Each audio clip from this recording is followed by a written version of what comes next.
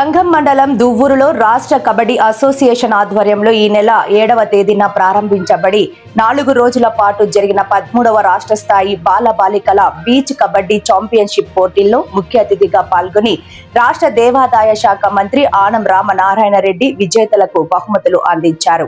రాష్ట్ర వ్యాప్తంగా 26 జిల్లాల నుండి 500 మంది క్రీడాకారులు ఈ పోటీలలో పాల్గొన్నారు.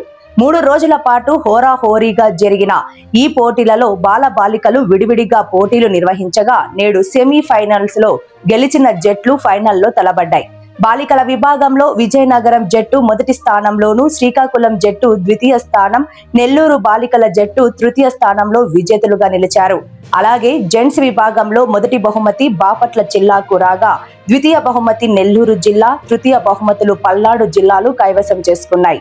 విజేతలకు ప్రత్యేక అభినందనలు తెలిపిన మంత్రి ఆనం వారికి షీల్డ్ ప్రశంసా పత్రాలను, బహుమతులను అందించారు. ఈ కార్యక్రమంలో ఆనం కుమార్తె లీలా కైవల్యారెడ్డి, రాష్ట్ర కబడ్డీ అసోసియేషన్ సభ్యులు, స్థానిక నేతలు పాల్గొన్నారు.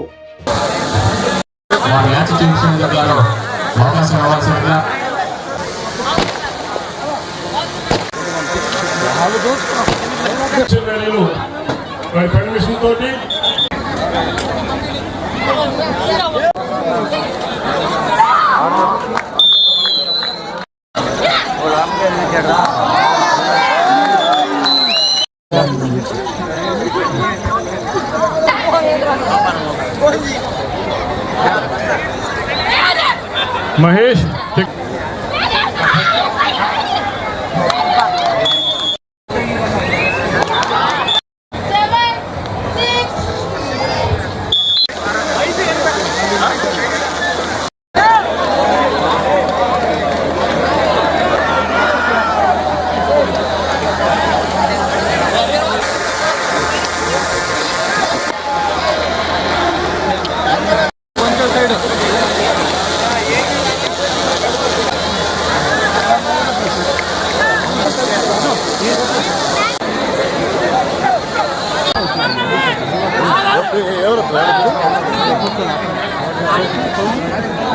క్రితం రైడ్లో ఎంతో చాకచక్యంగా పాయింట్లు సాధించాడు jersey number 7.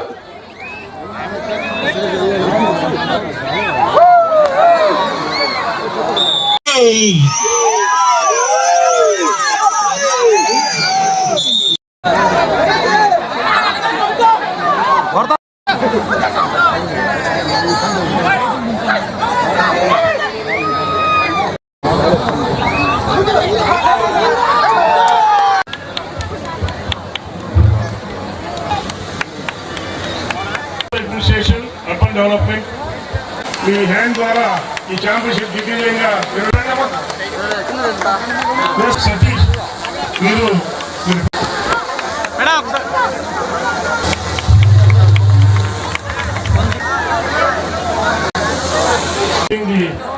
certificates and trophy. Go to men final and court number 1.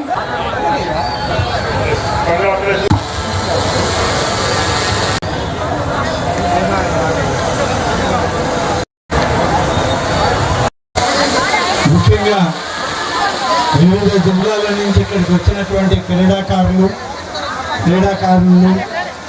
అలాగే అఫీషియల్స్, కోచెస్, మేనేజర్స్ అందరికి కూడా ఈ నియోజకవర్గ ఎమ్మెల్యేగా, రాష్ట్ర మంత్రిగా వారందరికి కూడా స్వాగతం పలుకుతున్నాను.